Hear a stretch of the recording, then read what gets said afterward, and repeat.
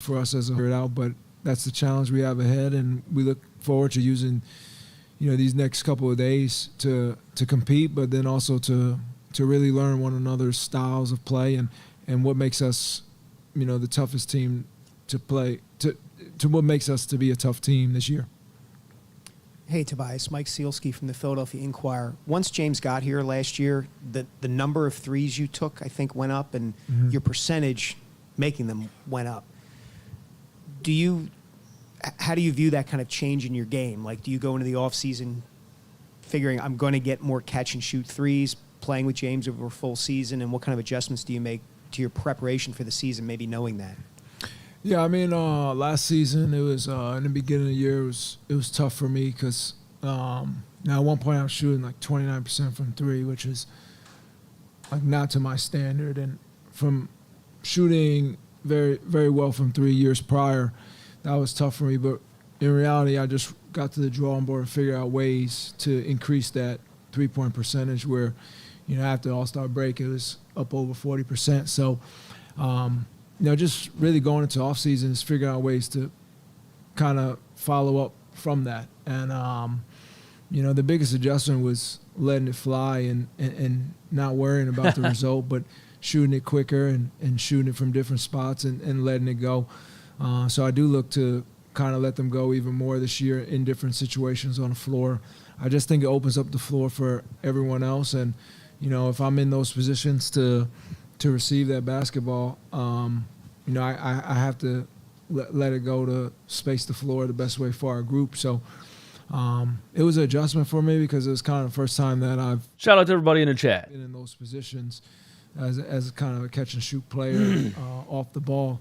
But after a couple of games and once I made a few adjustments shooting wise and with the preparation, it all came together for me, and I was able to have some very good games all throughout after the All-Star break. So I do look to follow that up this season.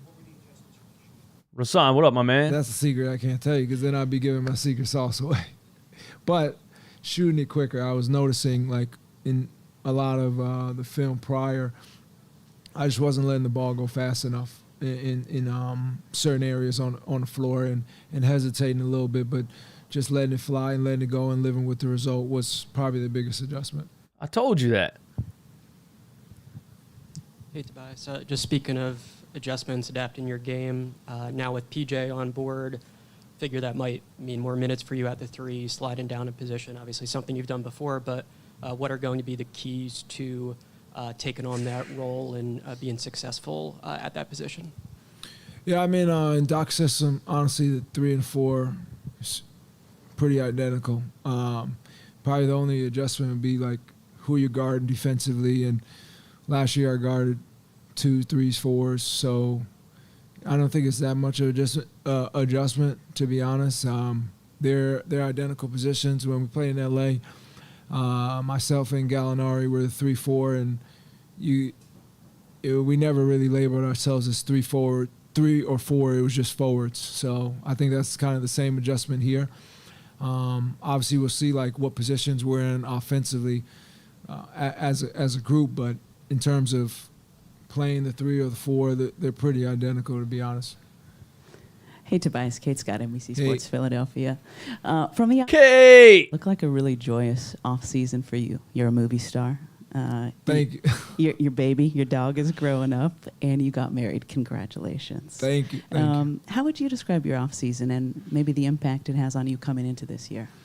No, it was a great off season for me. As you said, I got married this off season. I had a puppy. I learned that I was a bad puppy dad from this trainer, but he was right because I spoiled my puppy too much. So I figured that out. But like when the season ended, I knew that it was an eventful summer for me. Wedding, honeymoon, etc. So I probably took like a week and a half and then got back in the gym because I knew there were going to be pockets in the summer where I wasn't going to be able to be fully present in the gym and whatnot. But I just got to work. I put in a lot of hours. Speaking to Doc in the exit meeting and what he wanted myself and the group to focus on and just getting back in the gym. I was excited to get back in the gym and kind of keep what I had going for myself towards the end of the year. So a lot of work, a lot of conditioning, working on my body, making sure that I was fully healthy all throughout the summer. And to this point now, I had a wedding, which is the best day of my life. We had an amazing time, and to where I'm at now, my marriage is great. Being married is awesome, and it was an exciting time for me. I turned 30 years old as well. I don't know how I'm saying that right now because I asked Jaden Springer how old he turned yesterday, and he told me 20, and I was like, that's crazy. But it just goes to show, like, the NBA. When I came in the league, I was 19 years old, so it goes by fast. But this is an amazing time, and to go into my 12th season in the NBA, it is a true blessing for me, and I'm excited. Yeah, he had to say that about the wedding. Sam DiGiovanni, Clutch Points speaking. The best day of my life. The younger players, one of the things that Doc said when he was up here was that Maxey, Paul Reed, and Matisse have been three of the hardest workers this offseason. So how excited are you to see how those young players take another step forward this year? Yeah, I mean, all of them have done a great job with using this offseason. It's the first full offseason in 3 years for a lot of guys who've been in the league for that long. But Jaden, Matisse, Tyrese, they've all been in the gym working constantly.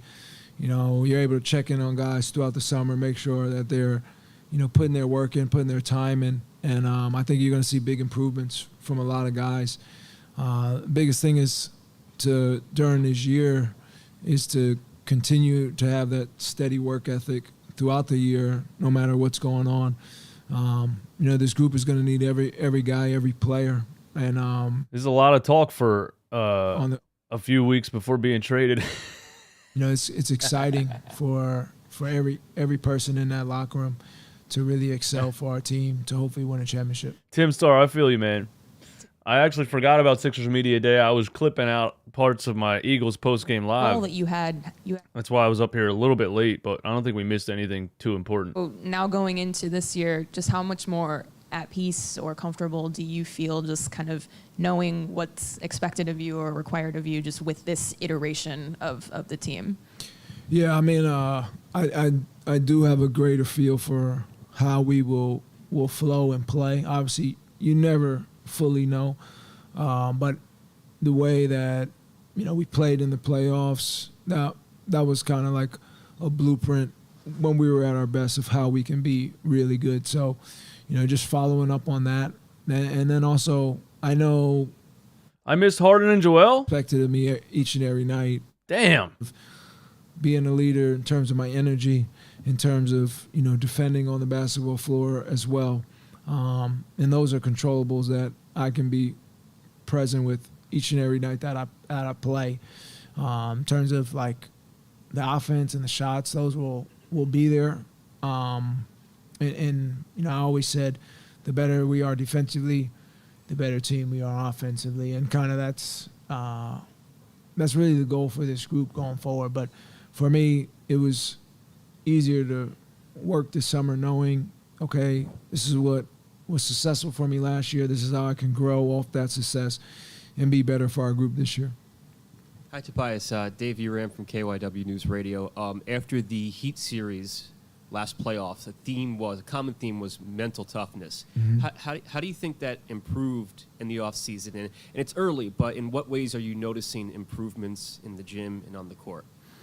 Yeah, like you said, it's still early. Playing 5-on-5 pickup, you're not really going to be mentally, you're not really going to be presented with much things to really come at your mental toughness. So I think training camp will get a better feel. And realistically, when we hit adversity, that's when we'll really see how tough we are mentally as a team. But all we really needed to hear from Tobias is a couple shooting the ball faster. Pillars. And he said that. Who will be as a team defensively. I'm ready to catch the ball in the corner from Harden and shoot it. To keep us mentally focused and mentally stable in in who we are as a group and team. So right now, everything's all good. 0-0, right? Let's see how things are in the season when, whatever our record is. If, hopefully we get out to a great start and keep things rolling. But it's really when you hit that type of adversity that you find out if you are a mentally tough team or not. If I could follow up, do you feel like I think Tobias was good last season. PJ and Montrezl Harrell and other additions you made this offseason can help in that area and really are catered towards that area? Yeah, I think the additions of everybody that we added this offseason bring us. We got guys who have been in winning environments that know how to win, that take a pride in winning, and truth be told, they take a pride in, really being the best at whatever role is asked of them. So I think adding those type of guys to our team for sure helps us. And now it's on us to really figure it out as a group. I think it's exciting to be able to go into this new season. As we go into training camp, we know we have a lot of work to do. We know where we left off last year. That wasn't where we wanted to be. It's all good to say, hey, this is the year, but nothing's going to be presented to us or handed to us, and we understand that, and we need to be ready to work in training camp, and we need to be ready to compete and get ready and figure out how we can really come together in a short period of time to figure out how we can be the best team that we can be. It's almost here, guys. I can't believe it. It's almost here. Ah! It's almost here, guys. Oh, my. Yeah, I thought, Tobias was good the second half of the season. You're right. Is that Tim? Blank Mixes. What's up, man? Thanks for that comment. Tobias was good to have in the second half of the season. That's all you need from Tobias Harris is, he tried to turn, we made the Harden trade halfway through the season. He tried to turn himself into a more of a catch and shoot kind of guy with not a whole lot of time to change his game like that.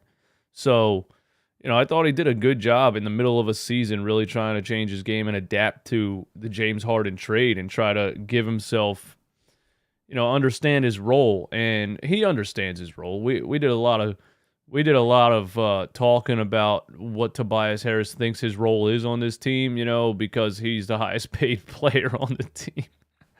I can't even say that with a straight face. But yeah, I thought he did a good job of trying to adapt to the James Harden trade and play his role of a stretch four. I personally don't think he's a good enough 3-point shooter or just a natural quick trigger. You really want to stretch four to be shooting with Harden on the floor. You really want to stretch four to be shooting 4 or 5 threes a game. We'll see. We'll see what happens with Tobias, man. Charlie Brown Jr. and Charles Bassey. Hey guys, I'll start us off. All right, everybody take a break.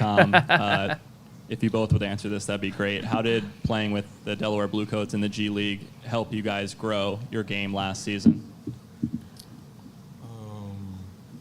I would say for me, Charles Brown, just the coaching staff down there, they were really particular and very focused on what our role would be if we played for the Sixers. They did a good job with just getting us extra work and just extra film. But overall, it was a great experience.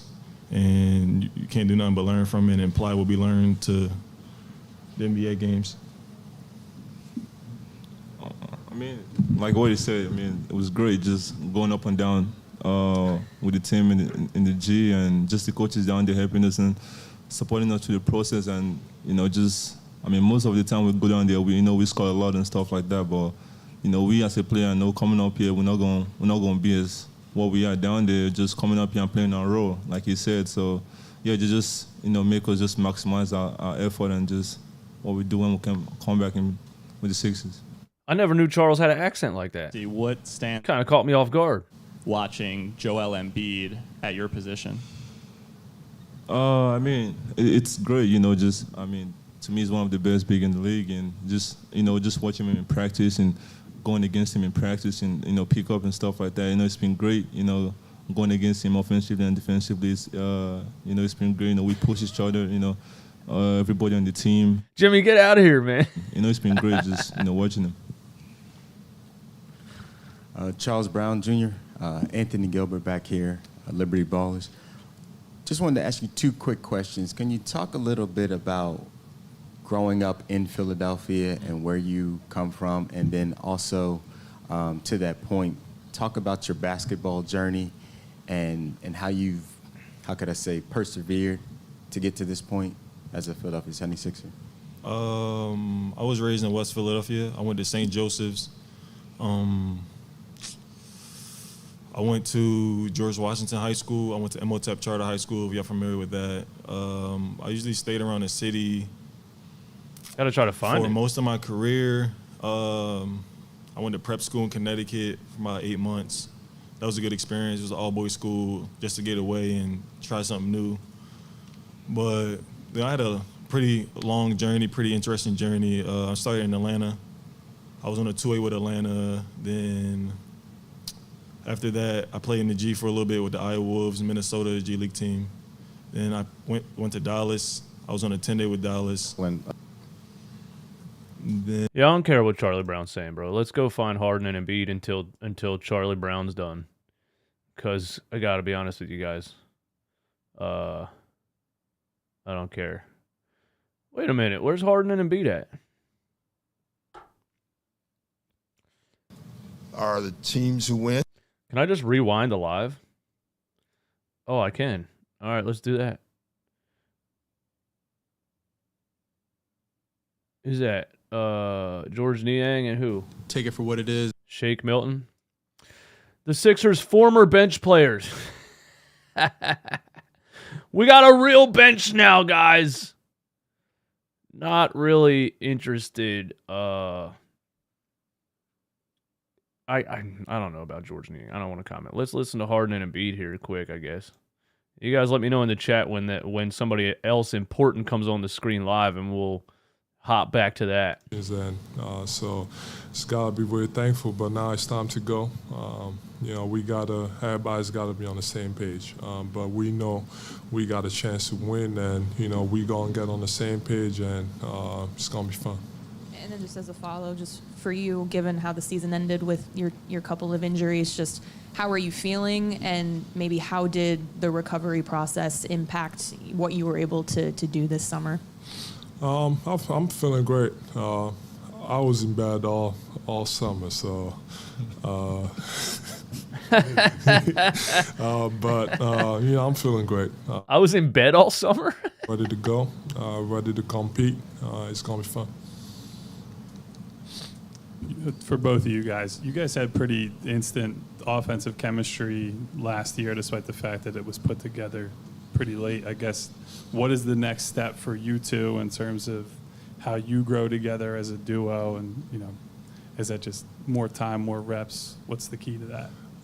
We know what works. Obviously, our pick and roll was almost unstoppable.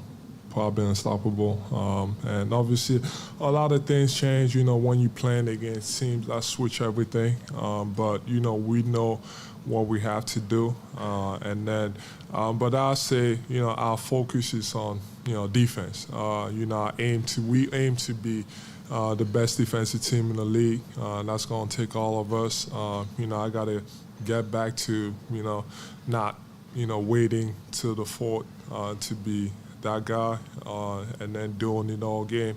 We also need him to, be as aggressive as possible, and we got the pieces. So for me, coming into this year, we just want to focus on that, and then offensively, because, if you get stops, you're able to run, you're able to get in transition, you're able to get Tyrese going, and then obviously our pick and roll together. And the spacing, I'm sure, is going to be great. And James, for you, last year you were adamant, you were going to be back here, and pushed off any questions, concerns about that. I guess now that you lived, Embiid's always been swole, guys. What's the long-term plan for you in terms of wanting to be here and all that? Just winning as many championships as I can here. That's the goal. Just going through what I went through these last few years, I think my focus is taking 1 year at a time and just, making sure I fulfill and do everything that I do individually, and then making sure my individual goals, mesh with the team and our entire goals. But taking this year and trying to do what we all expect to do, and we'll go from there. But yeah. Dan Gelson, Associated Press. Joe, you talked a lot just now about being healthy, happy, ready to go, going to be fun. How much do you think, like, the distractions and all the drama from last year weighed on you guys on the court? And just how much does it mean to kind of come into a season without really any kind of injury or distraction or... Which drama? Former teammate of yours. I don't remember any of that. I thought last year went great. As a team, starting the year, I thought we went well. I didn't feel any distraction. We were still winning games. We did a great job. And then we added James, and we went to another level. So, like I said, we know what we got to do. We kind of know what it takes to win. So we just got to go out there and do it. And, yeah. That was epic. Talked at media days before about wanting to win MVP. That was epic. All sorts of, all NBA first teams. Are those still your individual goals the same, or did you? No, whatever happens, happens. That's something I'm not worried about at all. All I'm worried about is, having the best team in the league because, you win games, everything else is going to take care of itself. So, my focus, like I said, going into this year is to, I really want us to be the best defensive team in the league. And then offensively, I think we can easily figure it out. And obviously, during the regular season, you got to make sure, everybody stays healthy, especially, because our goal is to win a championship. But, just going out there trying to win every single game and being the best team in the league. Austin Krell, the Painted Lines. James, there were a lot was made of the way that the last two games went down for you specifically against the Heat. Do you feel like your body is back to what it was before? And do you feel like you have more of a chip on your shoulder this season, I guess? No, I got a chip on my shoulder every year. I like that. It was a combination of things. But I feel like those things are ironed out, and it's just, there's conversations being had and things like that to where everybody's comfortable, everybody knows what to expect, and now we just got to go out there and do it. And this training camp is going to be a start for that. I think that really this summer was a start for that. Just having conversations with Joe and Doc and making sure we're all on the same page, and then working out with Tyrese, getting more comfortable. I think me learning them, and then vice versa, them learning me and who I am and what I'm about. So this summer was really good for that, and this training camp is going to be the start. James, throughout your career, you've never really missed time. You always played big minutes. And the last couple of years, as you mentioned, have been pretty tumultuous. But I guess physically, obviously, you went through stuff. But mentally, what was that kind of like for you the last couple of years? Maybe not being physically able to do the things that you've been able to do for so long. And I'm for the most part, I'm to myself. I don't really, people's media or whoever, they talk and they say, shoot their little jabs and shots at me or whatever the case may be. And I never respond just because I know who I am and I know what I'm about. But mentally, it was very, very difficult for me just because I'm in love with the game of basketball. Like, if the money wasn't involved, I'd be playing basketball, And I think before the injuries, I think everybody knows that. So it was very difficult, a lot of tough times, a lot of dark moments, which I've never really went through because I was, always healthy and playing the game of basketball. But I'm in a really good space right now, and I feel like I'm back to where I needed to be and where I'm supposed to be. The feeling is great. Joe, after back-to-back MVP caliber seasons, how do you feel like your game went to another level this offseason? In what ways did you work on your game to take it to another level? All right, Matisse is on live, so we got to hop to that real quick. Did you shoot the ball? Did you shoot the ball this offseason? It's hard to create defensive situations in an off season when it's you and a rebounder, but doing what I could conceptually and film-wise on the defensive end, but mostly just working on myself offensively, whether it's ball handling in the open court or corner threes and just catch and shoot, doing things out the move. I don't believe Gina you. Mizell with the Philadelphia Inquirer. I don't to believe go you. off of Kyle's question, just with your shooting, was it timing? Was it mechanics? Like maybe what were kind of the things that you really are able to sort of Mechanics, hone bro. in on Got to in change that type whole of thing. environment when you have Scrap that the much whole time? the whole jumper. Some of the things are hard to explain or really quantify, but I guess you could say just condensing my shot down, getting rid of wasted movement, and which allows for more accuracy and consistency. Hey, Matisse. I guess back here. Hey. I guess you talked about what you worked on. Was it any different than past years? I know you were playing for Australia a couple years ago. Obviously, a couple years ago was COVID. Like, was kind of what you were doing any different? The intensity level any different? Yeah, I mean, I didn't really have a chance to work on myself the last 2 off seasons. The first one was COVID and there was no gyms. The second one, I was working to win a medal at the Olympics with Australia. So there wasn't a lot of space for me to just work on Matisse. So this was my first chance to have a whole off season, a real traditional off season, and then dedicate it solely to improving myself. Hey, Matisse. Michael Kaskey, Maine, CBS We'll Sports. see. I want to know what you thought of all the additions that the team made over the offseason. Obviously, a lot of you guys talked about a lack of toughness after you lost to the Heat last season, and that seemed to be a big thing that was addressed by the front office. So I was wondering what you thought of all the Montrezl and all the rest of the additions. Yeah, I think holistically, I think just what these new guys do to our identity as a team. I mean, they all individually bring their own amazing talents and gifts, but who they are innately as players and people on the court, I think is what, like you said, was missing in that area of toughness and grit. And their presence, I think, will change some of the structure of our identity and allow us to take strides in the areas where we've been weak before. And I can only see it just being a contagious thing that trickles down to every other guy.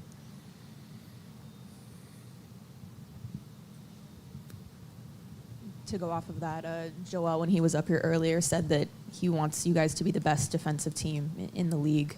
Obviously, that's such a strength of yours. So with what you guys have coming back, plus the new additions, just how good defensively do you think you guys can be, and what's it going to take to maybe reach that type of elite level?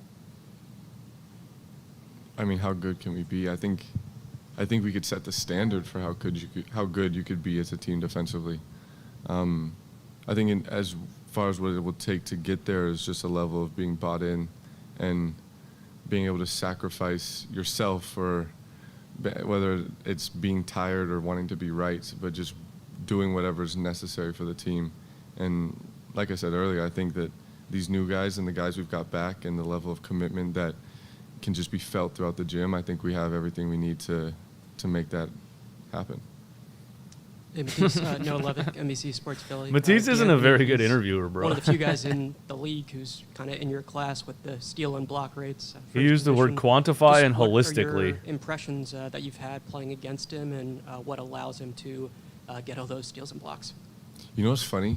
If you ask him, he would tell you that I stole the Defensive Player of the Year award from him in college, but I stand by the fact that I deserved it. But he's been doing this for a long time. We've been playing against each other for a while now, so I've been able to see his evolution, but then also just see his ability to do some of the things that I thought were just unique to me at some of the highest levels. And I think being able to have this type of tag teaming effect where we can throw different looks, because it is one thing to have guys who can get steals and blocks, but it's another thing to have guys who do it in different ways. So being able to throw two players who are really effective in that area at some of the best players in the league, I think will be a really exciting tool for us. And then just for me and him, something to just really get into. Sam DiGiovanni, Clutch Points. You said a lot of your work has been about your shooting. Do you have a certain percentage in mind that you want to hit, or is it just more about how you feel out there in the live game situations? Yeah, I would like to hit 100% of my shots this season. I mean, yeah, at this point, it's like I've done the work. What a dumb question he said. It's just a matter of seeing where the cards fall, like just seeing how it all plays out now. I've made the progress. I put in the work. I've got up the reps, and now it's just a matter of seeing how it manifests throughout the season. I'll go in with the intention of making every single one, and will most definitely be disappointed in that, but I'm just making sure that I see growth based off of where I was last year is all that really matters. All right, thanks, guys. Cool.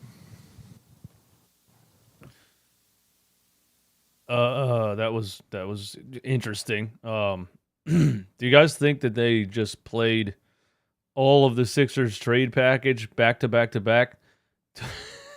Tobias Harris, followed by Charles Bassey, followed by Matisse Thybulle.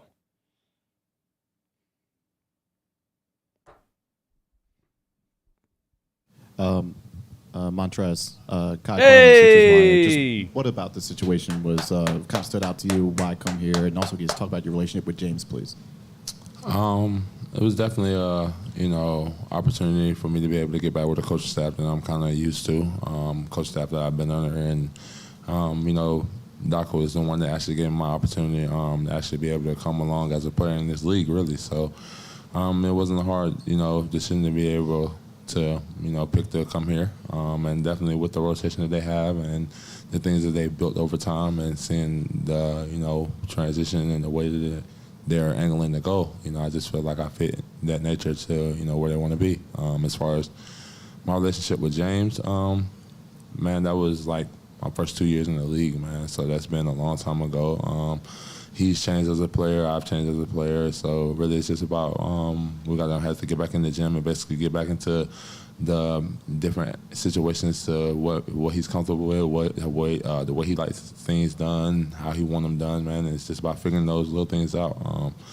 I'm never really looking at it as far as like myself, like what has to be done. Really, it's just more so about how I'm going to come along to help these guys win, and that's really. Not really just only James. That's, him, Joel, Tobias, Maxie, all the guys who've been here along that process before we even came along. Spark up, spark up, spark up. If you inquire, what were your primary focuses in the off season as far as working on your game, and how do you feel like that's going to translate on this team and with this roster? Basically, all the little things that I continuously to do well now. I'm finishing around the basket. Shooting 15 to 18 consistently, corner threes, ball handling, just all the little different things that I, do along the nature. But really, honestly, I just, build my game as a complete player. Literally do all the things that I feel like is going to, keep me around this game. So shooting is definitely one, ball handling, and definitely making sure I'm in the best shape of my life.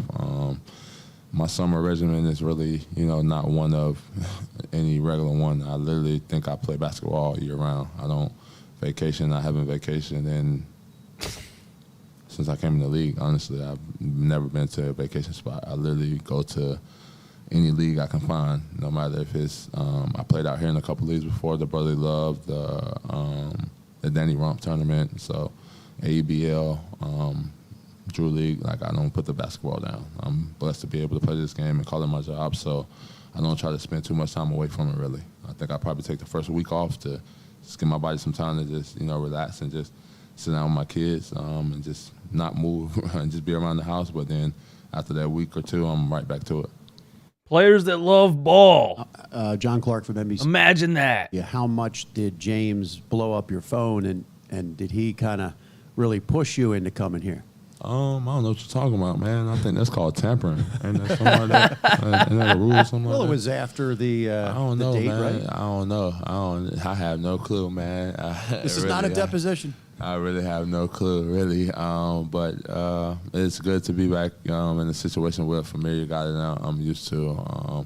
I've seen James throughout the summer and up there at Rico runs and just passing throughout, being in the city of LA. That's a lot of time where I work out with my trainer, Rico Hines. So I've seen him a couple times, man, towards like the later on, I would say the last couple of days leading up to it. He definitely started calling a little bit. I think I talked to him and Tobias a little bit, but that was kind of basically already set in stone. They kind of knew it was about to happen, really. So, but like I said, it just feels good to get back with familiar guys that I'm kind of, been around for a while. Like I played with James before. I played with Tobias before. So, like I said, it feels good to be back around not only familiar faces with the coaching staff, but guys you played with on the floor, shared the floor with as well.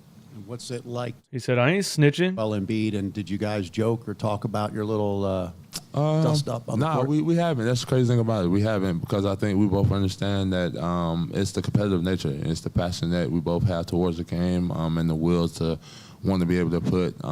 Reporters always do this. And, throughout that point in time, we was rival, competitors going against each other. And basically just the tempers of, like I said, wanting to will each other's team to a win.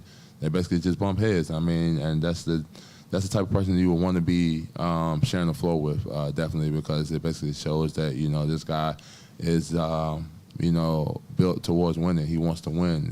He'd do anything to basically put his team in position to win, no matter who it's against. And I think it definitely just basically shows a sign of respect. So. Montrez, you and PJ are renowned for your sneaker collections. You specifically are always rocking the questions or the answers. What is it like now to play for the team that Allen Iverson played for? People don't really know that I actually was with Reebok for like a year and a half, so that definitely was the big reason with wearing those. But I'm a fan of Iverson's. Not only what he done for the game, man, just the person he is, the different trials and tribulations that he had to overcome as a person, man. It's just a full testament to his whole story. Even when, I signed here, actually, to get a phone call from him, man, like, that's crazy. Like, I, seen my phone and, I instantly kind of knew it was him, off the voice, but, that was, big, you feel me? And it just shows, Do they have to fill up a certain amount of time? Actually, We're really asking guys about their shoes. And, was once a Sixer, will always be a Sixer, and that's big.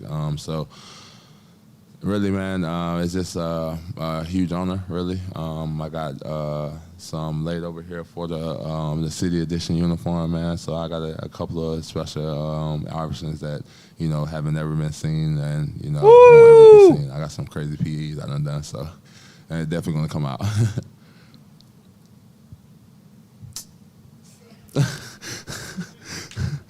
Any more serious questions?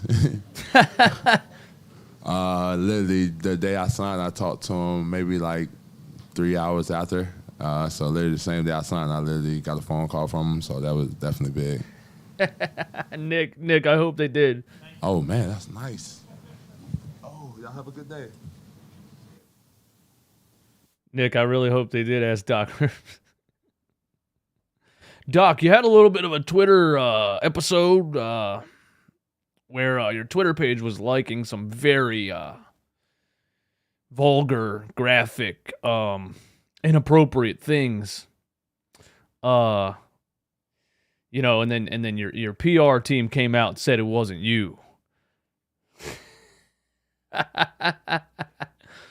Do you like midget porn? Yes or no, Doc Rivers? I should be the reporters up in here, man.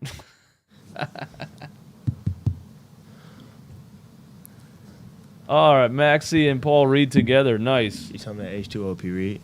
You know what I'm saying? Paul, I know right here. How many inches did you end up adding to that vertical? I know that was your during your exit interview. You said that's a big priority. 2. No, just like. Hey, I added 8 inches.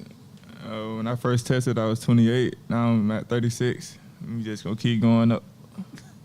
And Tyrese, how much time have you gotten to spend playing or working with the different guys that are going to be in the backcourt this year? And how prepared do you feel you are to work with these different combinations you guys now can put on the floor? Yeah, I mean, I work with Shake while we're here. You know, him and T-Lash, me, him, T-Lash, Spence. We do a lot of different things. You know, I've known Shake for a long time, so I did some things with him these last couple of weeks. D'Anthony Melton, I worked with him when I was in LA.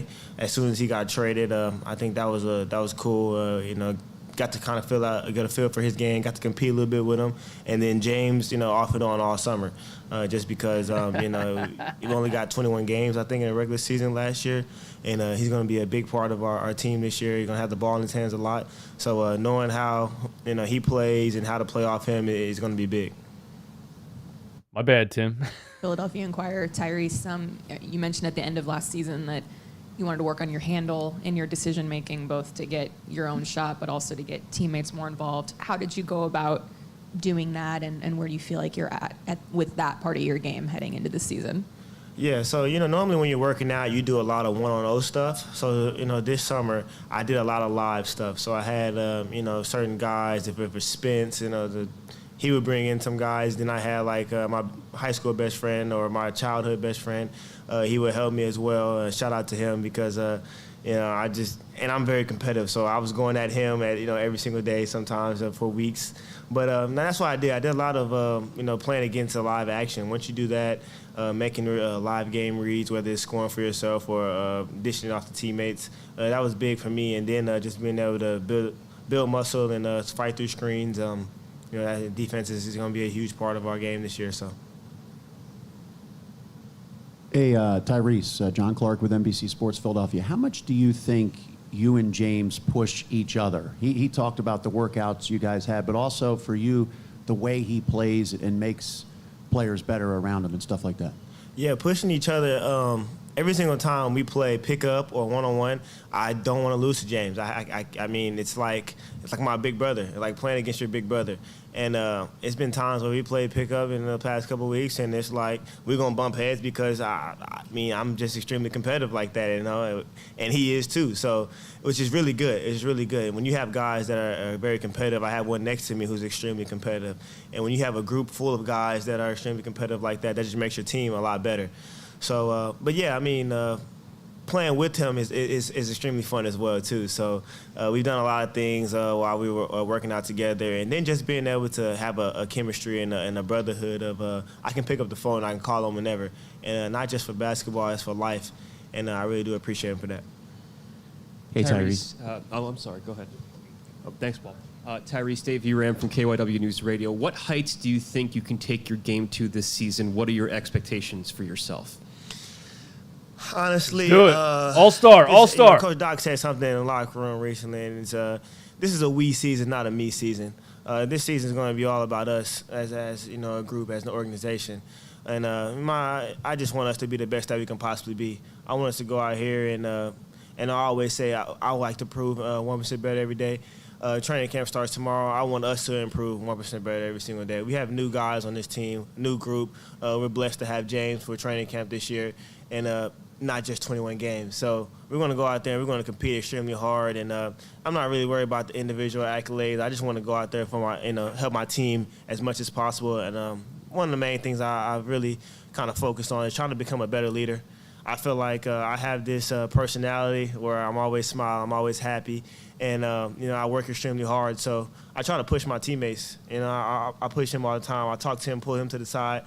Because he's a key part of our team. You know, what he does, what he brings to the team is a lot of guys can't do. He can switch 1 through 5. He can get offensive rebounds. He can play with energy. Man doesn't even get on the floor. Come on, talent. Tyrese, you're lying And, to me. I just want him to go out there and show that every single night and help us try to win games. So that's just another thing that I try to bring. If I could follow up, Doc ain't gonna play Paul Reed. You know that. You talk about your personality. You were very much a man about town this offseason, a Phillies game, a Union game. There was the young fan who did not want to see you get traded, and you surprised him. Why do you think you have such a connection to this city? I think it's the work ethic. You know, the city of Philadelphia is such a blue-collar city. And it's like everybody here that goes to games or that I see around town, they work extremely hard for what they have, like extremely hard for what they have. So when you work hard for what you have, and you know, you really cherish it. And I feel like I really believe that because I worked extremely hard to get where I am today. You know, nothing was given to them, nothing was given to me. I went out and took everything I got. I didn't have any handouts. I went to a public school. I went to Kentucky. When I was in 8th grade, I sat down and made a list of goals. I told people I was going to go to Kentucky. I told people I was going to be a McDonald's All-American, and I was going to be a first-round pick. When you tell people that in the 8th grade, they're looking at you like you're crazy. And, once you set your mind to it, it is what it is, and you go after it. I respect it. Paul Hudrick, Liberty Ballers.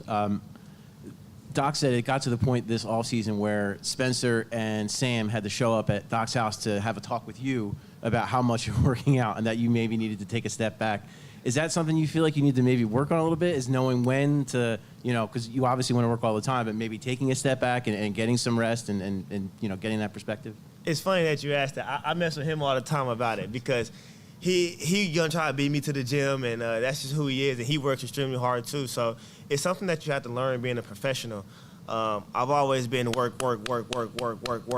and throughout the 82 game season, that's a long time to play basketball. Playing however many minutes the coaching staff needs you to play, you need to be available, and you want to be healthy, and you want to be the best version of yourself. So this year I took my first vacation ever, and that was ridiculously it was too long for me.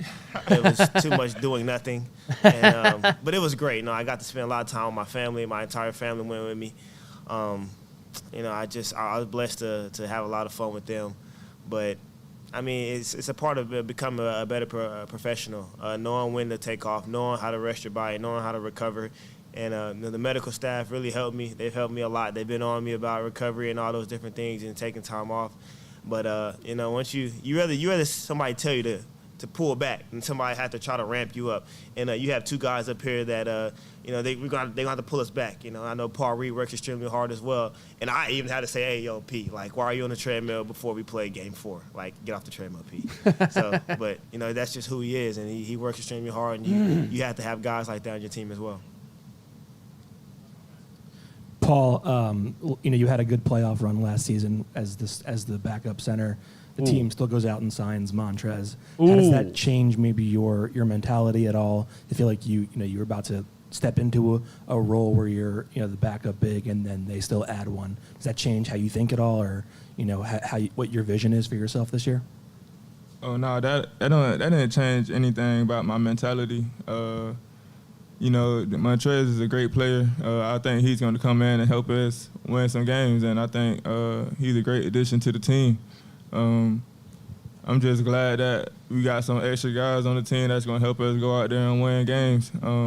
But my mentality stays the same. I'm still the same dude that's going to go out there and play extremely hard and keep working on what I need to get better at, so. Paul, you kind of called out Doc Rivers on Twitter about 2 months ago. You retweeted something saying that players can't develop if they're not given the opportunity. How do you feel about that? And, Paul Reed knows he's not going to play. Doc Rivers wouldn't play. Doc Rivers had to be ostracized by the entire media and fan base when he played Paul Millsap against Giannis Antetokounmpo. And then he was mad that Paul Reed had a good game. So other than, Doc Rivers hates Paul Reed. You were out in Eurobasket. What did you work on this summer, just in terms of your game and everything? Oh my God! So for me, there was a long summer with the national team, all the training camps. I think the experience was really important for me to get better. But until our training camp starts with the national team, I've been working on ball handlings a lot to get my rhythm back a lot. Because last year it was a little tricky for me, a lot of ups and downs. That's why I refreshed my mind, I refresh everything, and then get working on my body again, get in shape, get in better shape. And overall, not just one specific things. We know at the end of the day, when you come here, you just need to make the shots. But I don't think game is all about making the shots, making the right play, reading the game better, and then helping the team from a different perspective on defense too. Overall, that was a good summer for me. Gina Mizell with the Philadelphia Inquirer. At exit interviews a few months ago, you mentioned that you had identified what was maybe wrong with your shot. How much are you? First of all, are you able to reveal what that was? It was kind of a secret before. And how did you go? Why was it a secret? Specific part of your game this I summer. mean, yeah, I can say that right now. I had a little nerve damage starting since All-Star break of last year, and then that gives me a little bit losing the sensation in my fingers and stuff. It was a little bit about injury too, and then I lost my rhythm, my mechanic little change. It was like little changings I was feeling, but like we couldn't really tell what was going on. During the summer, I had enough time to look like what's really going on and then treat it. I had a rehab for like almost 2 months. I had a good time to get better, and now I'm like I'm feeling good. I'm feeling much better. Only thing that like I cannot wait just to go out there and play. If you were injured, why were you on the floor? So Doc Rivers played injured Furkan Korkmaz for 4 months, is what you're telling me. I mean, healthy Furkan Korkmaz is bad enough.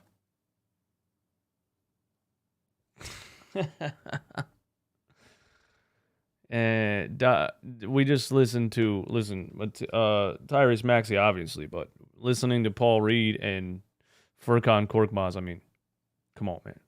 You're not going to see those dudes.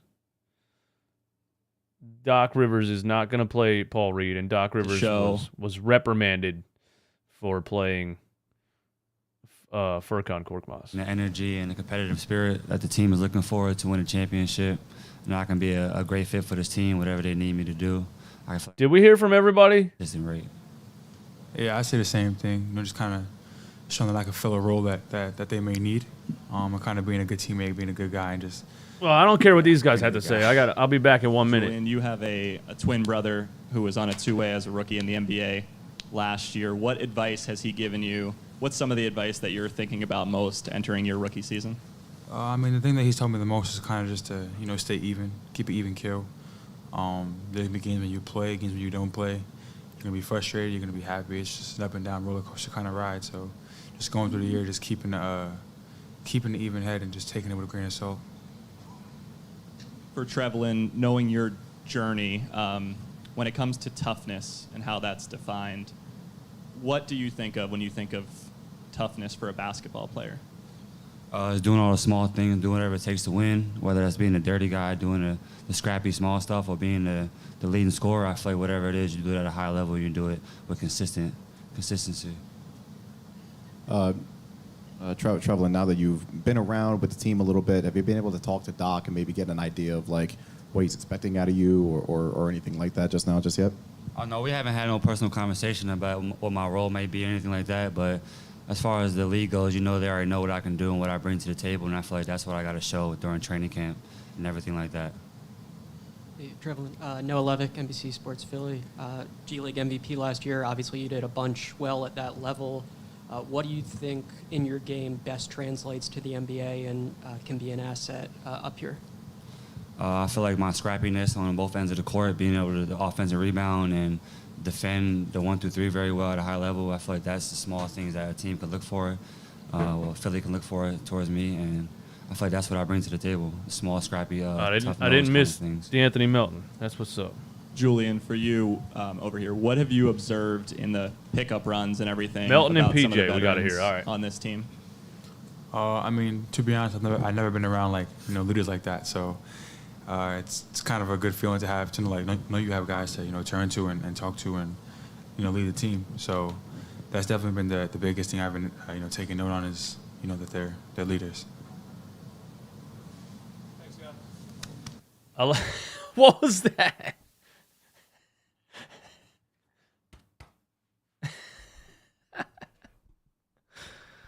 Oh, man. Trevlin Queen is not good. Sorry, guys.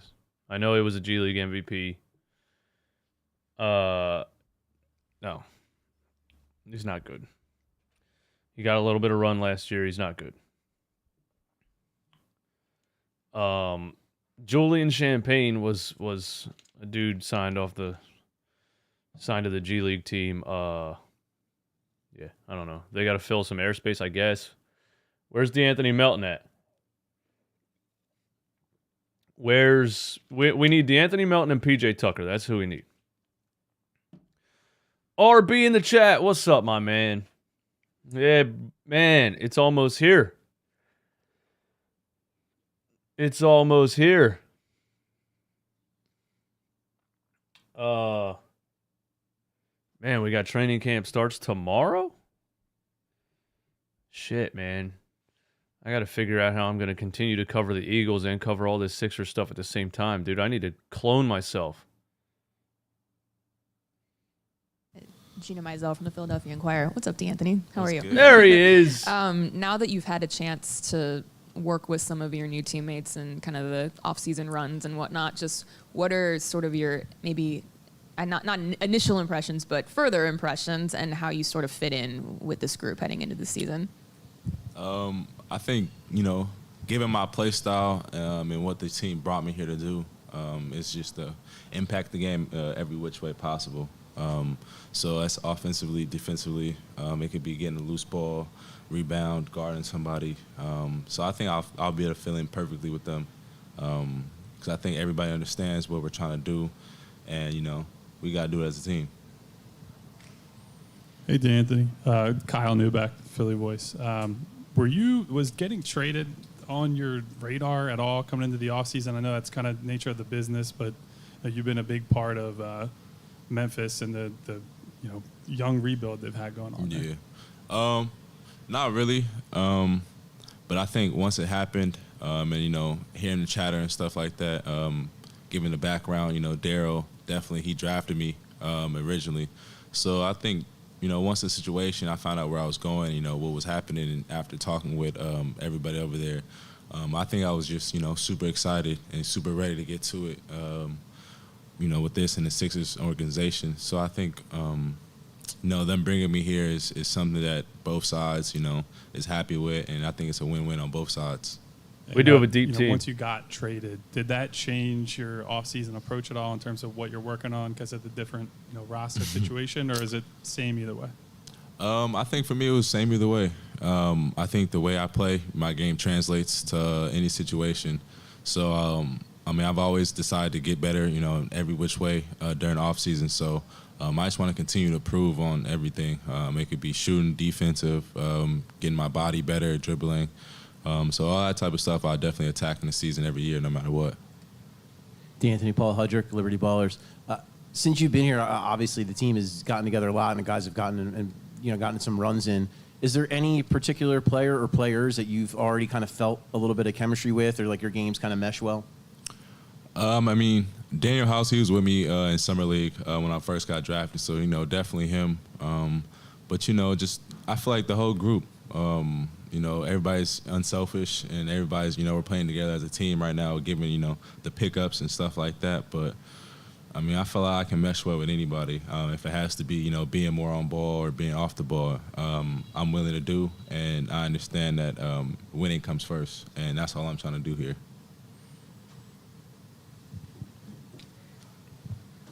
Hey, D'Anthony, Kate Scott, NBC Sports Philadelphia. How difficult has it been for you to be nice to Matisse after he stole the Pac-12 Defensive Player of the Year award from you? He might have joked about that earlier. I think that's still a sensitive subject. But, I've had several conversations with him about that. I'm going to keep bringing it up until they figure it out or change something. But in all seriousness, though, you guys were a couple of the best defenders in the Pac-12, and now you're a couple of the best in the NBA on the same team. So how excited are you? Kid's a defender, oh, here bro. He is. People don't talk about it enough. No, you talking about you stole my steals. It is Kate Scott, dude. Given what, his ability and what he can do, especially at his size and, defend pretty much almost 1 through 5, I think it's special because I think I can go out there and, do very similar things. And we can definitely just, raise havoc out there and just, give offenses trouble. Not only just, stopping them, but, getting them into the offense, tiring them down.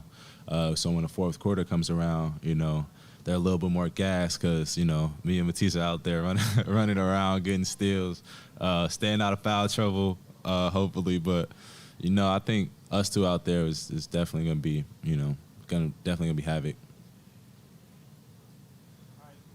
Except you can shoot. To build off And that dribble. question, just guys have come up here and talked about how good defensively you guys have the potential to be. What sort of, as a new player here, what sort of attributes and pieces do you feel like kind of contribute to that? And maybe how exciting is that for you as a guy who really thrives on that end of the floor? I mean, for me, just, my long arms, playing the pass lanes, being instinctual out there, being vocal and just helping out, having a big back line back there, and Joel, it's, definitely going to help. But understanding, what the offense wants to do and taking them out of that, making it uncomfortable for them and, continue to make it uncomfortable and continue to read what they got going on. So I think all that things will play in and, continue to carry on and, be contagious. Yo, the chat over on the Sixers channel is insane, bro. Somebody just said they should start DeAnthony Melton or Matisse Thybulle and bring Tobias Harris off the bench to boost bench scoring. I don't know how people are hanging out over in that chat, bro. That's insane. That's absolute madness. All right, we need PJ Tucker, man. We need PJ Tucker. Speed Demon, what up, man? They're sleeping on Melton. He's solid defensively, and he can get you a bucket. Exactly, man. And you know what? He's a dog, bro. He's only 6'2", and he averages over 7 rebounds per 36 minutes, man. Which tells me he's just an absolute hustler. You know what I mean? Hustler. And it's funny they put him and Matisse Thybulle in the same category. We have a real, triple threat bench player. It's wild how much of a 180 this team did this offseason when you looked at how bad the bench was for the past couple of seasons. And us as Sixers fans trying to talk ourselves into these players. These were not even mid-level NBA bench players, all right? Matisse Thybulle, they couldn't even put him on the floor in the playoffs. And he said he changed his shot for him. I hope he did. We'll see. Maybe that'll just add to his trade value. Furkan Korkmaz, George Niang, Shake Milton. These are not mid-level NBA bench players. Daniel House, Montrezl Harrell, DeAnthony Melton. That's a totally different level of bench rotation in one off season. So I'm excited for it, man. I'm excited for it. I know you guys like some of those players. We just got to be realistic, man. Korkmaz better never be on the floor. I don't think you're going to see Paul Reed at all unless somebody's hurt or resting. I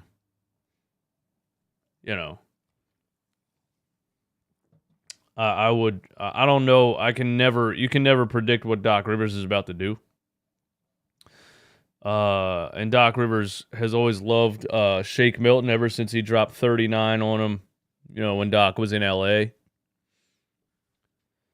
But I would say you should see DeAnthony Melton off the bench before Shake Milton. But, don't put anything past Glenn Rivers. Don't put anything past Glenn Rivers, man. Missed Glenn, my account was hacked, Rivers.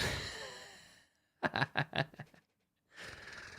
gotta make a Glenn Rivers t-shirt that just says I was hacked. That would be funny. Shout out to everyone hanging out with me right now. What you guys up to, man? You at work? You at school? You at home? What you doing, man? Is this over, or are we gonna get PJ Tucker? Is PJ Tucker here? Did PJ Tucker come to media day?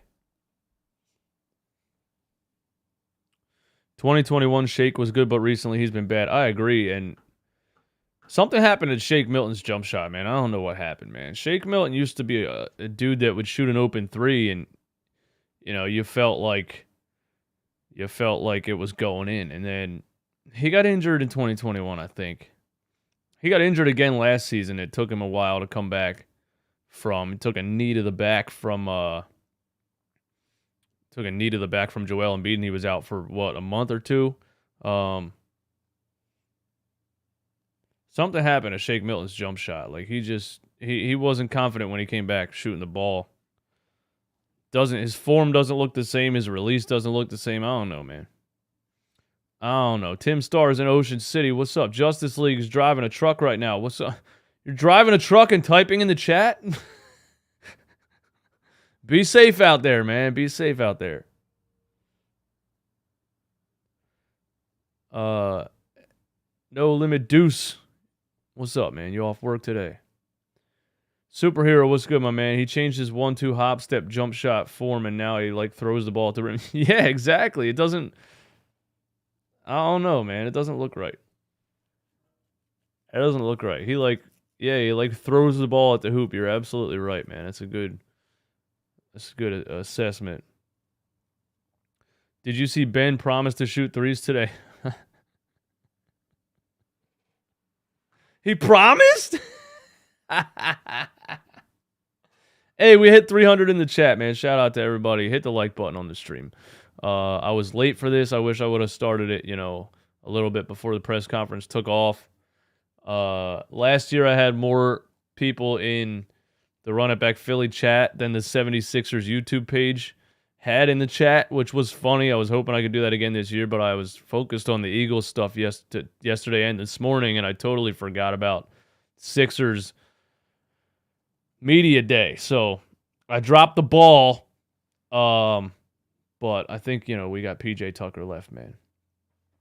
Ben Simmons promised to shoot threes. That's funny as hell, man. That is funny as hell. So he's gonna sit back and act like so for 5 years he acted like he doesn't have to shoot, and you're telling me now he's gonna admit that he has to shoot? It doesn't make any sense. Even on the JJ Redick podcast, he was still acting like he doesn't have to shoot. But he knows, the front office. That's the thing about it. Maybe the Nets front office is probably a little bit more straightforward than the Sixers were for, we babied him for 5 years, which ended up being the wrong thing to do. Maybe people and his agents and everybody are finally telling him, look, bro, you ain't getting another max contract for the rest of your NBA career if you don't shoot the damn ball. This is your final chance, man. And you pull that I'm not mentally ready to play thing. Everybody's done with you, bro. Everybody's about to be done with you. So you better shoot the ball. So maybe that's what it is, man. Jake Firestone has a conspiracy theory on the Ben Simmons interview with JJ Redick. Ben was purposely cursing throughout that interview just so it would be harder for the media outlets to pick it up. Yeah, I noticed that, man. It sounded real weird. I don't know, man. You can tell. I don't know. I drop an F-bomb here or there when I really feel it, when it comes naturally through my vocabulary, you know what I'm saying? But, he was on there yeah, you're right, man. It did sound a little odd how many F-bombs he was just throwing into his answers for no reason. Does he just talk like that? Tyler, what up, man? Does he just talk like that? What a weird dude, bro. What a weird dude. Yeah, I can't even post a picture of a car and Philly media is like, get in the gym. Yeah. Get in the gym because you haven't developed anything for 5 years. That's why people tell you to get in the gym. Anyway. What else we got? Well, where's PJ? Press conference will resume momentarily. So until it resumes, I guess let's go back and try to find the end of Joel Embiid's thing. Oh wait, that's not it. Y'all let me know when it resumes, man. I want to hear the end of Joel Embiid's thing. Y'all let me know when it resumes. You guys said I missed the best part about Joel Embiid's thing, so we'll play James, that. Throughout your career, you've never really missed time. You always played big minutes. And the last couple of years, as you mentioned, have been pretty tumultuous. But I guess physically, obviously, you went through stuff, but mentally, what was that kind of like for you the last couple of years? Maybe. I mean, like I said, I was chilling on the couch, so I didn't really walk. Here we go. Physically, obviously, you went through stuff, but mentally, what was that kind of like for you the last couple of years? Maybe not being physically able to do the things that you've been able to do for so long. And I'm for the most part, I'm to myself. You know, I don't really, people's media or whoever, they talk and they say, shoot their little jabs and shots at me or whatever the case may be. And I never respond just because I know who I am and I know what I'm about. But mentally, it was very, very difficult for me just because I'm like in love with the game of basketball. Like, PJ's on? Is PJ on? Don't be trolling me, bro.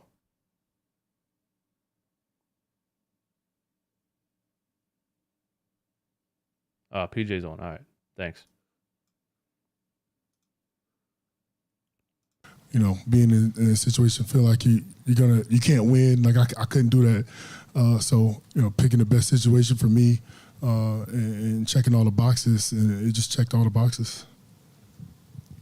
Gina Mizell from the Philadelphia Inquirer, to kind of build off that question, just as you saw the rest of the Sixers offseason unfold with the other additions, just what's that process now going to be like for all of you to sort of start implementing yourself during training camp? I know it's already started with some off-season runs and whatnot, but just what do you anticipate these next steps kind of being like? Yeah, it's different. Once you get to camp, you start laying the foundation for what you're going to hang our hat on all year. You know, when the going gets tough and, you know, got games you got to win and, you know, you're on the road, back-to-backs, all the stuff you go through throughout the season. Right now we start to build all those little things that, you know, we'd be able to hang our ass on. And this is a fun time for me. I love it. This is when you kind of, you know, your personality shows and guys get to know you really. You know, guys you played against forever, but, you know, being on the same team is different. And, you know, I love that process to be able to, you know, get there. So get to the end of the season, playoffs, guys are locked in together, ready, and understand each other.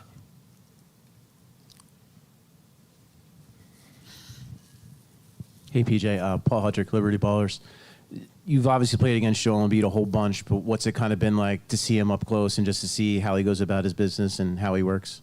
Yeah, I already know. We laugh because Joe, when I was starting center a couple years ago, he used to crack jokes all like literally while we're playing. And to see him grow over the years and, you know, to become, you know, one of the best players overall in the league, I'm just happy now that I don't have to go against him anymore. Have to guard him. So yeah, I'm excited. He's such a good player. He makes everybody else around him great. And, you know, when you got somebody as dominant as him, that I don't think anybody in the league can guard one-on-one. It just makes everybody else have to step up and be able to be around him and hold it down. Hey, PJ, right here. Kyle Newbeck from Philly Voice. We were told you had a small procedure on your knee. I guess, first of all, how are you doing? And, you know, do you think that's going to be any kind of issue heading into camp or preseason? Yeah, I'm doing great. No, we did it time-wise. It made sense. Let's go ahead and get it knocked out. It's been 6 weeks. I'm fully cleared and back on the court and doing everything. So I'm excited. So then on top of that, I guess, you know, as you move deeper into your 30s, and you have a reputation as a tough player, plays through bumps, bruises, what have you. Do you need to think more about, you know, taking it easier at times, especially during the regular season when you guys know, like, your end goal is a championship and, you know, I don't know what that is. Like, I just wouldn't play. I just play. It's not like a process, a thought of, like, a maybe, or, like, I may not need to play because I may, like, you know what I'm saying? Like, it's players play. PJ, to your left. Mike Sealski from the Philadelphia Inquirer. Your reputation as a tough player obviously precedes you. Where did that develop from? And at an NBA level, what does that mean to be a tough player? Is it something beyond just showing up and playing hard every night? There seems there's something kind of beyond that. What is it? I don't know if I could give you the exact answer of like what it is. I think it's different for everybody. I think people see somebody and they're like make a mean face and they're yelling and they think they're tough. It's not toughness. Like I said, it's being accountable, reliable, not backing down every night, different assignments, doesn't matter, being available, not being hurt, being able to go out there and compete. There's so many different facets to go into being tough, but for me, the biggest toughness is the mental toughness, to be able to play in the NBA season, play all games, most games, and play in the playoffs, and like that consistency. I think that's the biggest thing about being tough. Hey, PJ, Sam DiGiovanni, Clutch Points. You obviously have familiarity here. You mentioned with James, with Daryl as well, but you've still been moving around the league so frequently over the past few years. Even though you know people coming in here, has it been challenging at all to move so many different locations over such a short amount of time? No, it's part of the job. It's, you just take every opportunity, do the best you can, trying to figure it out. 17 years in, I've been all around, so it's nothing new. But this is like coming back home for me, so definitely not this year. Yeah, back to your left again, PJ. The 3-year deal that you got, were you surprised that the Sixers went to 3 years? Did you tell them you need to go to 3 years I said, to get? Daryl, if you don't give me 3 years, no. Seriously, how did you guys land on that number? It just made sense, honestly, for me. My career and how things have gone, the process to get to that point of obviously my age and everybody talking about that, but it's more about the win now, right? We want to win right now here, and I wanted to be somewhere with a bunch of vets that want to win right now. Obviously, my relationship with Daryl. How did you land on that number? But me seeing the opportunity. I'm 37. They offered me $30 million. You have other teams that are interested. Somebody has to jump out there a little bit more to make it happen, and they did. They showed me a sacrifice swing and to believe in me. So, I showed the love back and actually signing to come here. So he just said it straight up. They offered me more money than anyone else. That's how we landed on that number, bro. They offered me more money than anyone else. How do you think we landed on the damn number? What do you think? There's some kind of mathematic equation behind it? What do some of these writers want him to say, man? Justice League 1111 talking about Ben Simmons. Hey, thanks for the super chat. You guys had him for so many years and haven't developed him, bro. That's a red flag. Even Giannis learned how to shoot within a year of us noticing it. Listen, bro. Players develop if they want to develop.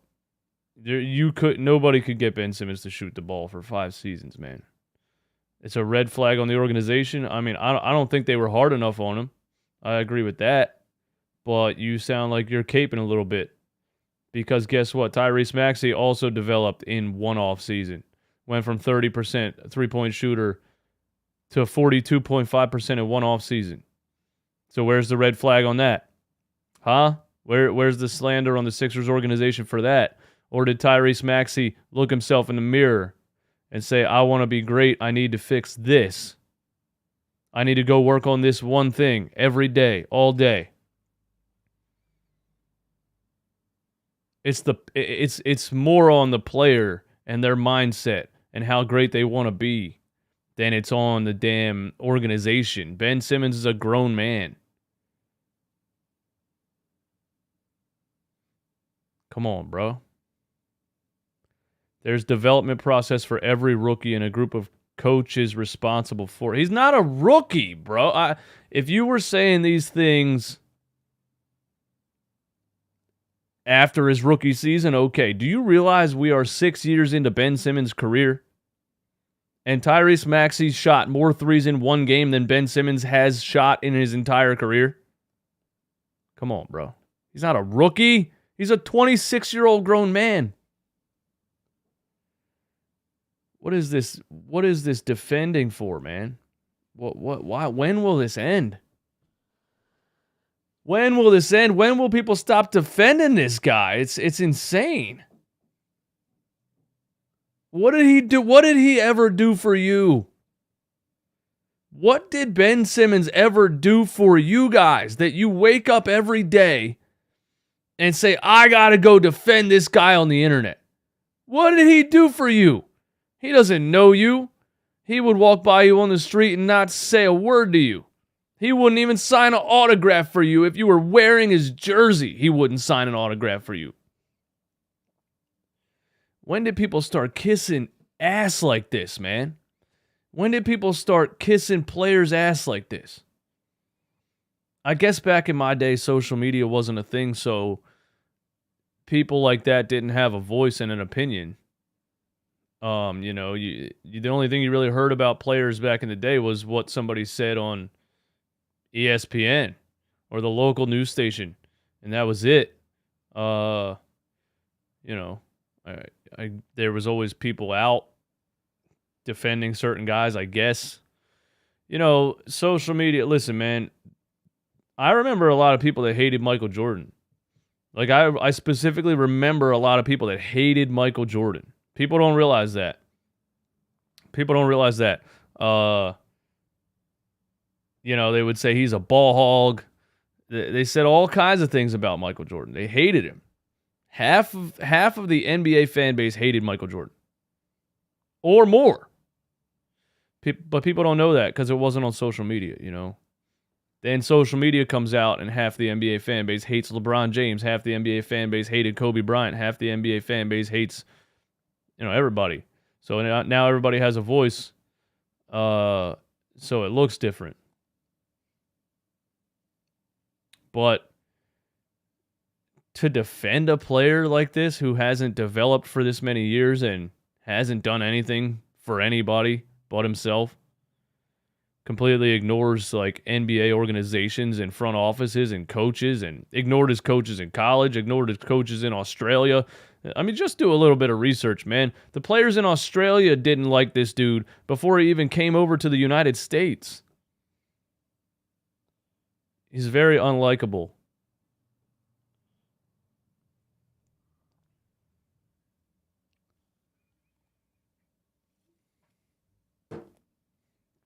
Anyway, press conference is over. I appreciate you guys for hanging out with me.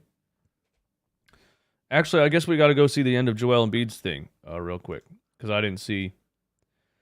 I've been every time I rewind back, somebody else comes up. So we'll watch the end of Joel Embiid's thing real quick. See what he says. Where's my volume at?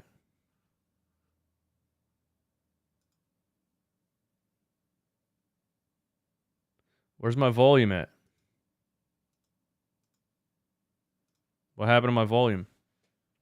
Oh, I got it muted. I'm dumb. Everybody knows that. So it was very difficult.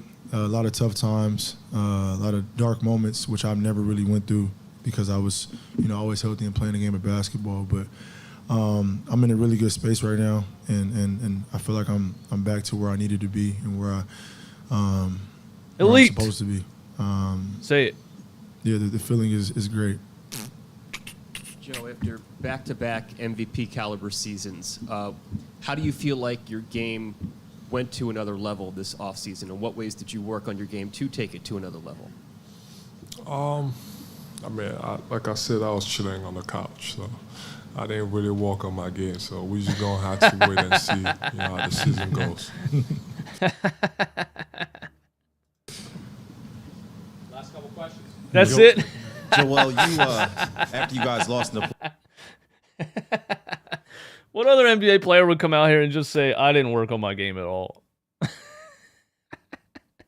playoffs, Joel, you specifically mentioned P.J. Tucker by name as a guy that you thought that the team might want to sign to increase the toughness. How surprised are you that the team actually... How is there 3+ Ben Simmons fanboys in the chat right now? I'm absolutely blown away. You were able to go out and I'm not giving y'all any more attention. PJ, how gratified, happy are you with that? Like I said, all that stuff would not be happening if it wasn't for him. So, got to be thankful of what he did. But what I do? I don't know. But we added you guys, and it's time to go out and just do it. Joe, you've mentioned a couple times just that the goal is to be the best defensive team in the league. Just with the roster that you guys have now, what makes you believe you're capable of doing that? And then what's it going to take to reach that type of level? I believe we got the right pieces. Obviously adding PJ, D'Anthony is going to be a big help, and I plan on, By the way, I'm definitely going to clip that Joel Embiid part out and title it Joel Embiid didn't work on his game this offseason for 1,000% clickbait. Just letting you guys know ahead of time. getting back to the level I was, Bobby, before I had all that offensive load. I'm just excited to just go out there and compete. Whatever happens, happens. But our goal is to just go out there and compete together and, try to win games, whatever it takes, defensively and offensively. Pat Gallen from CBS. For both of you, would this be a disappointment if you didn't make the finals this year? And for James, are you an Eagles fan now? We're not going to answer the first question. I think we all know what we're trying to do in the goal for this year. I think the entire... No, if we don't win, it's not disappointing. We don't care. For sure the city knows, but...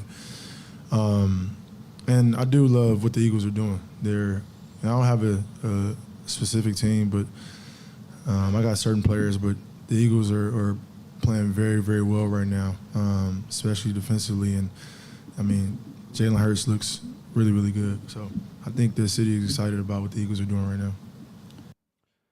Hey, Justice, you spent $15 in Super Chats defending Ben Simmons. Thanks for the $15. I'm not reading it, bro. James, Dan Gals, AP. When you say a lot of tough times, a lot of dark moments, does that start with the way things ended in Houston, or you just meant last year? When I was hurt. When you were hurt. Okay. Like how would you describe? If you drop 100 right now, I'll read your comment. 15's not getting it done. You drop 100, I'll read it. Them like dark moments. Just. You want me to tell you how I was feeling? Yeah. Mm-hmm. I don't want to tell you how I was feeling.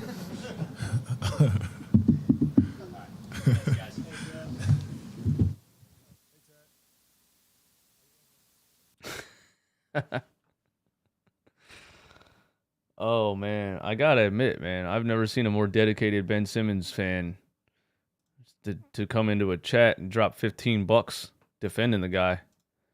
Man. Ben Simmons owes you money, to be honest with you.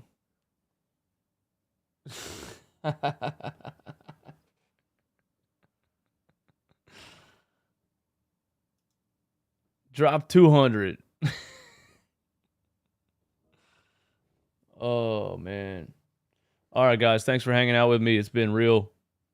Yeah, I'm definitely going to clip out that Joel Embiid part. Some other things. So stay tuned for the clips. Hit the like button on your way out. Sign up for DraftKings. And I'll catch you guys very soon, man. Training camp starts tomorrow. I'm excited.